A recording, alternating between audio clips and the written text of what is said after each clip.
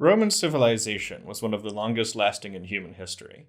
Exactly how long depends on kind of arbitrary dates, but if you go from the conquest of Italy to the fall of the Western Roman Empire, it's about 750 years. During this time, they made surprisingly little progress in physical technology. Of course, they didn't make no progress. They were especially good when it came to large-scale construction and sanitation and military engineering.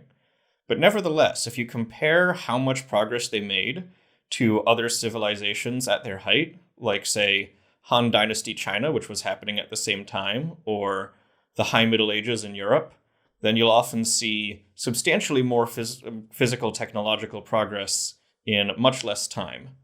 And also, if you compare it to the Han or the medievals, then you'll see that the technological progress is much more tied into the fundamental economic production. Like the Han had improvements in agriculture, improvements in metallurgy, mechanical innovations like the crankshaft, and of course the invention of paper.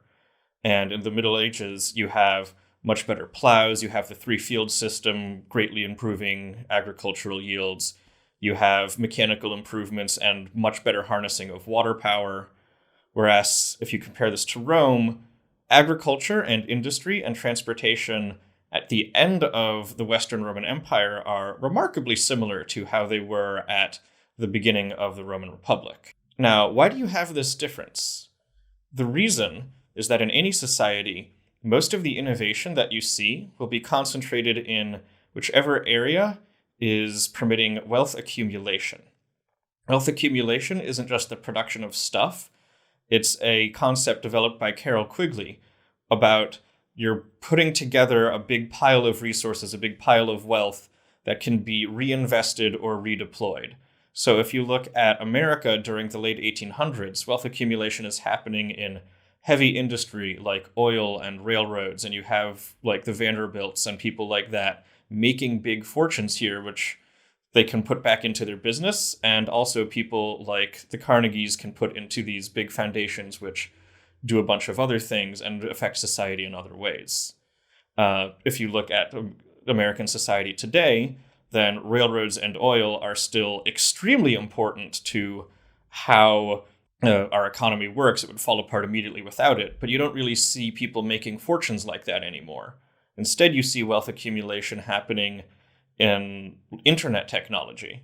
And indeed, that is where a lot of our innovation today is happening. Why do these go together? A little bit is because this is where people have the most incentive to come up with improvements.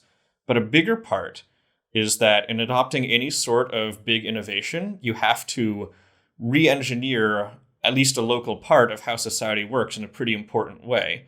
I talk about this a bit in my video on American innovation. And to do this, you need a big source of power, and wealth accumulation will provide this source. It will let you be in a position to actually rearrange society and cause adoption.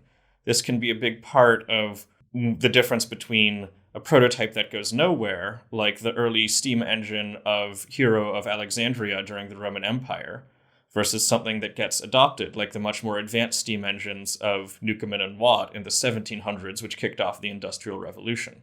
Now, if you look at where accumulation was happening in Rome, it was done via landed estates worked by slaves. And these landed estates were acquired via military conquest. When you would conquer a new area, this would give a bunch more land, and you would also enslave a bunch of people during the conquest. And so the Roman accumulation came via the military.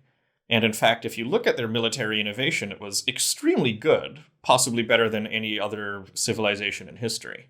But very importantly, the owners of these estates, the elites who were funded this way and who were using this wealth to reshape society as they thought was right, they were not tied into the production. They would often not live on these estates the way a feudal lord would. And the way that they would get richer and more powerful was not by improving the production of their estates, but by conquering more and more.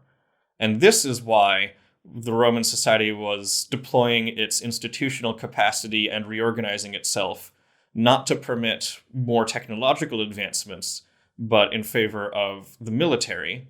and so the technology got left behind and stagnated. I'm Ben Landau-Taylor. I work at Bismarck Analysis. Thank you for watching this video, and please subscribe.